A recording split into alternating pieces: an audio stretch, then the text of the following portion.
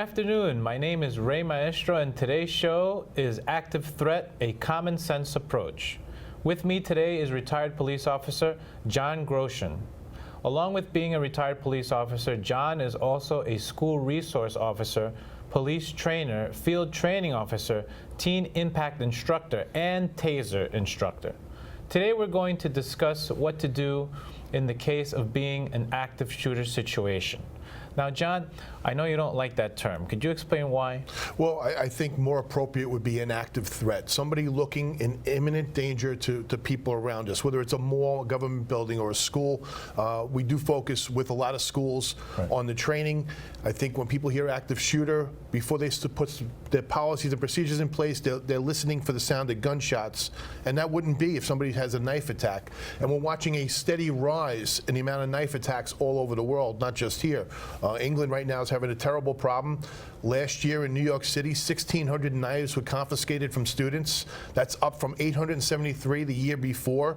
So active threat would more fit everything going on, not just a shooter in your building, but anybody around trying to hurt you, your staff, your kids. Right, because they don't necessarily need a gun to hurt you. It could be just with the other type of weapon or themselves. Yes, I think it's important. The training we do with staff is to recognize a threat and not be afraid to call a lockdown. And a lockdown would be a first defense against somebody in your building trying to hurt people. Right. So we've heard a lot about this term lockdown.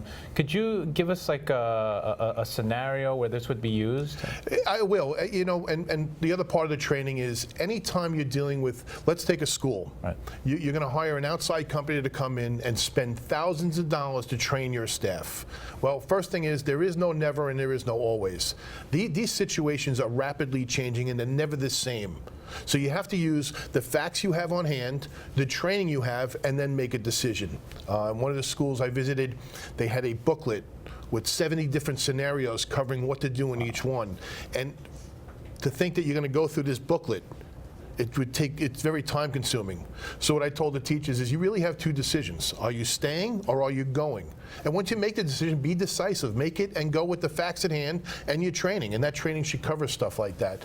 And the other thing is when you have these other companies come in, whether it's a federal agency coming in, no one knows your building better than you and your staff. That all is going to start from there. It's good to take tips from people, but start with you, your staff, even the secondary staff, the lunch aides, the cafeteria workers, the recreation aides, your custodial staff are all a very big part of how to keep a school safe, but also a business. This would also work for a threat assessment team or a safety team for an office building or a mall also. So is it possible that we could discuss some of the training programs available? Well, I think, you know, and again, let me stress, it's my opinion. I don't like getting letters from lawyers. There's programs out there that are knee-jerk reactions to what's going on. And one of them for the school districts is called ALICE. It's Alert, Lockdown, Inform, Counter, and Evacuate. As we look into this, and as I read the articles, that counter becomes a problem. Do we want our students countering a gunman? It's more important to get your lockdown in place. It's more important to get that lockdown done early. There was just a training done by an ALICE program in Indiana where they actually lined the teachers up against the wall and they shot them with a pellet gun, and that hurts. But what was the value of the training? What did they get out of that? And the answer is, to me, in my opinion, they got nothing out of that. You know, you want to train staff on what to do properly, it's clearing that hallway, making sure your doors lock. And after action report, you do these drills every year. New York State, 4 is required. Doesn't mean you can't do more than 4. 4 lockdowns are required. Do we talk about it afterwards? What's working, what's not? Where can't we hear a PA announcement? Where can't we lock our doors and make sure that gets taken care of? And what would you like to see done in schools at this time? Like something that you don't see, like where could you improve? Well, from what I've seen so far, schools are doing a very good job all throughout. They are changing their policies and procedures based on what's going on. And I think we talked about that before, for a school setting it's difficult because those school threats, when it's a student, they already defeated your double doors, they already defeated your ID cards, and they already defeated a stranger being on your campus. They're there already. It's now what do we do after that? And that would be the calling the lockdown, securing those doors, getting away from the windows. Right. So a lot of times these instances occur with current students or former students, correct? In high school, it's primarily people that they call familiarity with the building, but it's students or past students in the building. So they know your policies, they know your procedures. It's very hard to defeat something when you're training people, and the people you're training are going to use that against you. Right. And you work with all type of schools, right? All Yes, all ages? Yes. I think one of the important things to remember, when we have that active threat, and you hear this person snapped and went into a building and hurt people, they didn't snap. It's a pre-planned attack. Every one of them, there's a plan in place. So they're going to start from the most basic to the most complicated. We have a young man who is 13 years old, and basically in his memoir, he told us he's going to shoot his father, steal his car, drive to elementary school, and he was going to shoot out a window to get into the building. He was going to shoot a teacher because he knew she had the keys, and his exact words, so I don't have to mess around with all the door locks. That's pretty well thought out. And he did shoot his dad, and he did shoot one kid on the playground, but his gun jammed, and that stopped a complete tragedy from happening. But it also is the schools don't focus primarily on lockdowns. Your evacuation drills are very important also. Your lockouts are important. And in that scenario with that kid, it's called a reverse evacuation. We know how fast we can get out of the building. How fast can we get everyone back into the building again? And last school year in Las Vegas, we had a woman show up with an axe at an elementary school, and the school was perfect. Their response was they got everybody back into that building quickly, and they locked the building down. Actually, perfect response from the school. So every school, they need a plan because different towns, different counties, they have, the police has different response time, right? Well, I think we need to when we hear safety plans and everyone's going to jump on, schools have been doing safety plans for a very long time, and they're very good at it. You have a district safety plan that covers your district, and then you have a building safety plan that is specific to your building. Your safety teams in those buildings are very important on putting those plans together. So in our buildings, it was the school nurse, it was a custodian. Your police department should be there. Your assistant principals, your principals, a representative from the PTA should be there, and also a teacher. So the information from that meeting gets sent out to everybody. It's not just held by everybody, so we all are on the same page with one another. Right. And let me ask you, what's your personal opinion?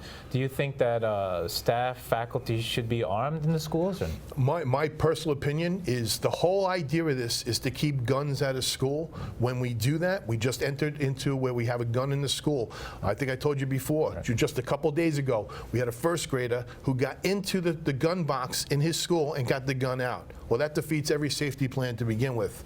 Let's work on our lockdowns. I have story after story of retired police officer, right. Military, leaving their gun in the bathroom and a kid getting a hold of it.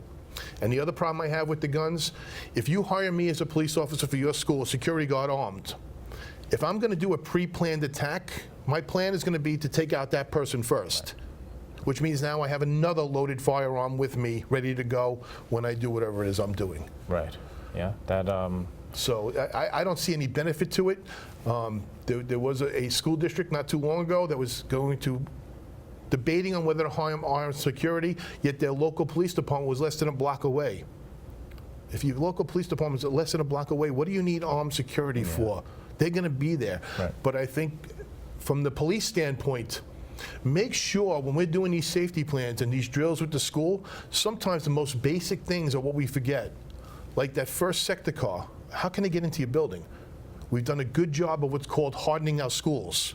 Lockdown, everyone's going to be locked down. That first sector car gets there. That post car, does he have access or she have access to get into your building? And if the answer is no, well, now you got somebody there who can't get in, they can't help. So we need a system in place where they can get into your building so they can take on the threat head on. Yeah, no, that absolutely, that makes sense. And let's talk about what AR really stands for, because some people are confused. Everyone, I think the press and everybody, it's assault rifle if you ask anybody. Right. It's really not. It's the manufacturer of the gun. Armalite is what AR stands for. But I think that's one of those things that gets caught up in the press, people read it, and all of a sudden AR becomes an assault rifle. Right. And as far as shootings that have occurred in schools, is there any particular weapon that's been used, a common one, or is it a variety? A variety all over. Matter of fact, unfortunately, one of the most recent school shootings, one of our local papers actually wrote an article that said that he was kind because he didn't use an AR-15 and only used a handgun. And I honestly think nothing could be further from the truth. And each shooting is very different. The police departments, we learn from each one and we change our response based on what we know. They're very good. They're very smart. So the idea is to catch up and outwit what they're going to do. I mean, we talked about Columbine, where basically everything changed for the police departments after Columbine. Right. And Columbine was not just a school shooting. That was a military attack on that school. Those two set that up. Everything was set up from start to finish. The responding officers waited outside for SWAT or BSO or emergency service, whatever you call it in your area, because that was the strategy at that time. And we learned you can't sit outside for 45 minutes. So now we're going to go into your building right away. Right. And something we've noticed during these shootings is that the criminals have gotten their hands on the guns legally, right? Legally or in a household. I think the last stat I read was 82% of the guns used in school shootings came from their own household. I think the other problem that we're going to have is we could put all the gun laws we want in, but with the dark web, there's a place called the Armory, and they call it the Walmart of guns on the dark web, where you can go on and buy a gun anytime you want. So it's still important to keep your policies in place, your procedures in place, updating your safety plans all the time. Yeah, absolutely. It's incredibly important to do that. Let me ask you, what are some other situations if there's no gun present but a lockdown should be initiated? Anytime you have anyone in your school or your place of business where they're going to try to hurt people, call a lockdown. Call it. And I think for the schools, it's time to get on board with giving a lot of leeway to your employees to be able to call a lockdown. Even I told you before, we had it out in the Midwest, the custodian bringing the garbage pail out, and a student who didn't belong on property pulls up, racks a shotgun. That custodian calls a lockdown over the radio, and no one gets hurt because he did the right thing. But it's also good for the school district because they gave everyone the ability to call a lockdown. We also had a boiler blow up in a Kentucky school, and one of the teachers called a lockdown. She heard a bang, she called it. Good for her. So it's not a lockdown. So you come out of it. Count it as a drill. Go over it like a drill. Do your after-action report and move on from there. I don't think you should ever second-guess your staff on calling a lockdown when they think it should be called. Right. There could be some sort of emergency situation. I mean, the person doesn't have to use a gun. We were talking before that knife attacks are on the increase, correct? Yeah, knife attacks are increased all over the place. And you know, you look at Europe and you say that doesn't really affect us. Well, it does. You have a lot of school trips going over to Europe. So that would come into your basic safety plans for you, for a business, for being outside, going to the movie theaters. Have 2 exits. You're going to sit down at that cafe in France, in Paris, have a cup of coffee, that's fine. Take a look. I'm not saying to draw a map. Take a look around and just see where your escape routes are should you ever need them. Have a system in place where should everyone get separated, something happen where you're all going to meet up again so we can now reunify everybody that we were with in that group. For anybody on a school trip, the United States State Department has what's called a STEP program, where you can register beforehand and let them know where you're staying. And now that embassy knows that you're in that country. So should you have a problem, they're not going to have to look everything up. They know you're going to be there, the dates you're going to be there, where you're staying. So I think it's just kind of our own traveling now and how we have to start taking care of ourselves, whether we're on a school trip, in a business, or in a school. Just be a little bit more aware. Yeah, absolutely. We all have to be very aware of our surroundings, where we are. Let me ask you, let's talk a little bit about avoid, deny, and defend. Avoid, deny, defend is from the ALERT program. And ALERT comes out of Texas. It's funded by the Department of Homeland Security. And it's a great program for businesses. It's a great program for churches. You want to watch on some tips on how to secure, and again, you can't use that and say, okay, this is our plan now. You're going to make some tips from there, make your safety plans using some of the information you get from there. But for schools, it's not such a great idea. The other one we have is Run, Hide, Fight. Right. For anybody who has a family member in an office building, Run, Hide, Fight is a fantastic video on how to survive what they call an active shooter event. I'll call it active threat. It's not for schools. We don't run in schools, we lock down. So we have to make sure the training we're giving is right for the situation and environment we're in. Right. And what do you think, like, as far as shootings taking place in America, does it look like there's an increase, decrease? The numbers are going up every year. It's just, we just saw, we had 2 in one day here in Dayton and El Paso. But again, we go back through and see what we could have done different, how we could have protected ourselves. They both tipped their hand online that they were going to do. One wrote a manifesto, and the other one basically said he's going to shoot a whole bunch of people. But we did have 3 stories this year where the internet postings were picked off by other people, and an arrest was made, or we had a grandmother take her grandson to the hospital for a psychiatric evaluation. He said he was going to hurt people. Good for that grandmother. She was on top of it. She didn't let it happen, and she took care of it.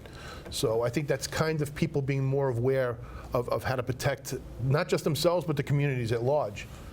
Right. It's important to realize that these threats are serious, because a lot of times, like we were discussing before, the threats were made before the crimes occurred. Almost 87%, according to the FBI, there's an internet posting before something happens. So now for the schools, what do we do with that information? Well, what we do is we activate what's called the threat assessment team. All the schools on Long Island now should have or should be forming threat assessment teams.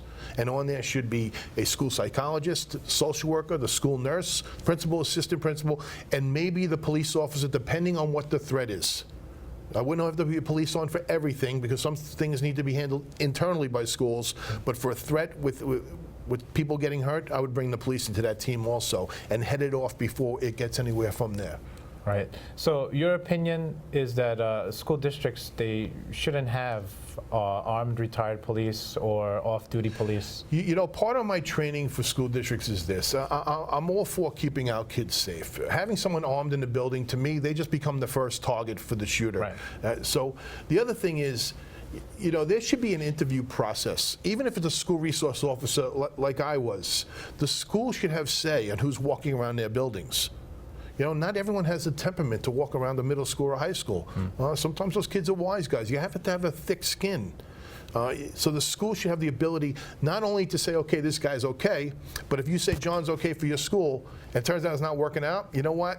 John, this isn't working out. We're going to need somebody else in here. You should be part of that interview process, even though it's hired from the police department inside. As far as your security, that interview should be very in-depth before you let somebody in, and you should have a very easy way to get rid of people who don't belong in your building. It shouldn't be a process to get rid of somebody who turns out not to have the right personality around kids, parents. Also, you want to get involved in a school, get involved. That means the PTA meetings. That means the safety meetings. That means the Board of Education meetings. People have a question, be there to answer it. People have a concern, be there to get an answer for them. So your services are available to all areas and pretty much all ages, all levels, all type of schools, correct? We do all kinds of training. In one school, the parents are very concerned on lockdowns and what their kids were telling them. So what we did is a PTA meeting. We ran the lockdown with the parents. They called it over the PA system. They locked the doors. They were hiding in the classrooms. So now they saw exactly what their kids were doing. You also got to be, we don't want to make this filled with anxiety for these kids either. They are still students. They're still kids. There's no reason you should ever do a drill with your police officer responding and a lockdown with the kids in the school. They don't need to see that. There's no reason to add more anxiety, in my opinion, on top of this. But you definitely, part of this should be, your school should be open for the police to train in. They should definitely get a feel of what the inside of your building looks like. I think right now we have a big, everyone's going to put cameras in their school and they're going to give access to the police department for your cameras. Fine. You should also have a kill switch that you can have the right to turn those cameras off when you don't want the police looking into your school. Something's going on, you can turn it back on, the police can look in. The police should have access to your building at all times also. Absolutely. And let me ask you, how often should schools perform lockdown drills? In New York State, 4 times is required by law. Okay. What I suggest, there is no number. Do it at different times. The beginning of the year, take it easy. Do it at 9 o'clock in the morning when everyone's in class. But as the school year progresses, start doing it during lunch periods. Start doing it when the kids are outside. Start doing it at the end of the day, beginning of the day. Remember, your bus drivers are a big part of this too. I talked to you about the blue light program. Yes, blue light, yes. So school goes into a lockdown, blue lights outside, the school get activated, so now everyone outside knows not to come in the building. That could be your gym classes outside. That could be the lunch periods outside. They need to go to their secondary location. The problem is, do they know where their secondary location is, and how are they getting there? but they know not to go back into the building. You have a bus pull up. Those blue lights are on. That bus needs to take those kids to the secondary location. Well, where is it? Make sure, especially if it's a contract bus company, they know where the secondary location is. And also make sure you have a memorandum of understanding with that secondary. If it's not another school, but it's a business, like an LA Fitness, make sure you have a memorandum of understanding with them so they know you may be getting 4 busloads of kids coming in, and this is where the parents are going to come to pick up the kids. Yeah, it's all very important. They should know what to do in these situations, where to go. And what would be some suggestions you have for faculty and students right now in schools? Well, what we do when we train the students and faculty, and this is kind of important, is you have different stages of this. We have the prevention stage and the protection before everything happens. Then we have while it's going on. But we also need to train them after it's over. So now we had an event, it's over, how do we come out of it? And in our schools, an administrator and or police officer would release you from your classroom. You never came out, but no matter what they said on the other side of that door, you didn't come out. The other thing is we need accountability of kids. They're going to be, remember, during a true lockdown or a drill, you're going to do what's called a sweep outside your classroom door. So any child by there, you're going to grab and bring in. So you're going to have students missing from some classrooms. You're going to have some classrooms with too many. We need to make sure we have the proper amount of kids. And then we need to find out how we're getting them back to their parents. That reunification takes a very long time. It's a long process. Everyone has an emergency contact card. Only those people can take your kids from school. So we have to make sure they're going back with the right people also after it's over. Right, yeah, that's very important. You don't want them to go with strangers. Yes. And let me ask you, how many years have you been involved with this school training? I've been doing this school safety probably for 12 years. And it gets very interesting because it keeps changing, it keeps modifying, but then we get some really bad ideas out there. And my job is doing a training is to bring up some of these bad ideas and say, you know, I get what the thought was, but one school hung up baseball bats in the classroom in case an intruder came in. Well, let's keep them out of the classroom. I don't know how I would feel as a student seeing those baseball bats all the time, thinking that someone's going to come in this classroom and hurt me. Yeah. So another school put a bucket of rocks in this classrooms so they could throw rocks at. Well, you know what? Let's work on securing that door. Let's work on calling that lockdown early. Let's work on that instead of having that bucket of rocks there. There's a growing trend of putting bulletproof rooms inside the classroom. Again, I don't know what kind of effect that would have on a student in that classroom looking at that room all the time. I'm a big fan of lockdowns, drills, right. Practicing. The other thing is communication. You know, you have something happen. How are you letting everyone know? Not just you, but the other staff. How is your local police department going to find out? Yeah, that's true. Make sure you have the name of the sector car. Everyone has their school liaison. And if they're covering 18 different schools, they're not going to be there when something happens. It's going to be that local sector car that's going to be there. Have that local sector car come into your building. Have that local sector car walk around. Use your bathroom. Have lunch with the staff. So they get to know who that local car is, because that's going to be the first car on the scene should an event happen. One thing I'm curious about during these situations is, do the staff and students, do they have the ability to run away from the situation? Absolutely. Again, there is no never and there is no always. Okay. We don't ever say you have to always run, but if you're in a first floor classroom and you hear the shooter in the hallway outside your class, then go for it. But again, remember I said if you're going to stay, you're going to go. Be decisive. Once you make that decision, just keep going. Don't look back. 90% of these events are single shooters. 10% are double. And almost every single time the double shooters have stayed together. There's only been once where they separated. So the chances are, if you're hearing, even if it's double in the hallway, they're probably together and you could still exit out the window or the emergency room, emergency escape room if you had to. And in these prior situations when we've had shooters, have the majority of them committed suicide? Or 60% will commit suicide before the police get there, but also police response time is a big problem in this country. Right. You know, other than Nassau County, we're very fortunate. 5-minute response time. It's very good. It is very good. Very good, But yeah. the rest of the country is 10 to 15 minutes. That's a long time when people are in your building trying to hurt you. Yeah. So Flower Park, we were very fortunate. It was less than a minute. Our response time was less than a minute. We had patrol cars in front of every building at arrival and dismissal. For any school person, that's your most vulnerable times of arrival and dismissal. We get that mass influx of kids in and out, very hard to control who's coming. At 10 o'clock in the morning, it's easy to control who's coming in and out of your building. You know, we put in the double doors, we put in the ID cards, we put in, you have to show ID. At 7:30 in the morning at arrival, that's very tough to control. So we had police car stationed at arrival and dismissal. As per our police commissioner, every single police officer was active shooter certified. So the whole idea is being prepared. Right. Sit on these safety teams, go into schools. For the schools, have a map inside. So when you get that sector call who doesn't know anything about your building, they can take one look at the wall and see where they have to go. They know where room 212 is, or they know where room 112 is, or they know where the auditorium is. So have somebody come with you who's never been in the building before and ask them to find the auditorium and see how easy it is for them to navigate your building.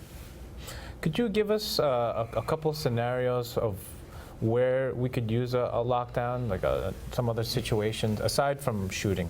Well, a knife attack. We look at Lone Star College, where that young man had a scalpel, and he's actually slashing people's throats in the hallway. And the school was very slow to react because everyone's trained on active shooter, listening for gunshots. Right. It's active threat. Yeah. You look out your window, people are bleeding, close your door, lock it, you're in a lockdown. And that's one of the things we learned from Virginia Tech. Again, each one we learned different things from. In Virginia Tech, out of 6 classrooms, 2 of the professors had military training. They knew it was a gunshot, and they both locked their doors. And those were the only 2 classrooms where no one got hurt. They're looking for target-rich environments. They're not going to waste time trying to get into doors, and everyone would tell me, well, Parkland, he shot through the door. He shot through the door because the kids went to the door. You're trained to stay away from that glass, even in a business, in an office building, and here, you stay away from the glass. You never let them see you from the outside in. You turn that door off. Turning off the lights is a school decision. What I found doing my walkthroughs during a lockdown, turning the lights off pretty much identified which classrooms had kids in it and which classrooms didn't. So in our buildings, we instituted everything stays as is. If the lights are on, you leave them on. If they're off, you leave them off. Because it was very easy to identify the rooms that had kids when we started turning all the lights off. And do you have, I'm friends with a lot of parents, of staff, students, suggestions for them when they go to school to be more vigilant, some tips? I think, and again, it's like sitting at a cafe. I don't want you to think about this and dwell on it all day long. But I think a couple minutes during the day, in the morning, when you're sitting there, have a plan in place. Be prepared. That sweep out your door. Make sure your door locks. If you put any secondary things under your door, make sure that works. There's a lot of companies now that are selling secondary devices to secure your door. I think they violate just about every fire code there is, so I can't sit here and tell you to do it. But once that's on, remember, we can't release that classroom anymore. The key's not going to open the door, so we have to work on that also. How are we going to make sure after this is over, we're getting your kids out of there? But it's a process. It's just taking a couple minutes each day and thinking about what would I do now. Right. Yeah, everyone has to remain more vigilant, not just in schools, but workplaces and when you go shopping, anywhere you go. Well, even workplaces is very important. You know, the police get there now, and now you're outside. Let's take a place of business. Your first instinct is to run. Remember, the police are getting there. They don't know who the bad guy is yet. If you ever listen to the radio, it's very small bits of information. We know a lot of people are getting hurt. We know someone has a gun or a knife, but the descriptions will be all over the place. It's very important. Your hands are palms out towards the police officer. They can see everything. Don't even carry your cell phone. Follow their instructions. Listen to what they say. It's also very important to understand your first 2 or 3 police officers on the scene, their first and only job is to stop that shooter. Help is coming for the people that are hurt. It's not going to be that first, second, or third police officer on the scene. Their job is to stop that threat, and then we'll get help to everybody else. Well, I'd like to thank you for talking to us today. For more information or to get in touch with John, his contact information will be shown in the credits. And for more information about PATV and how you can get involved, visit patv.org. My name is Ray Maestro. Thank you for watching.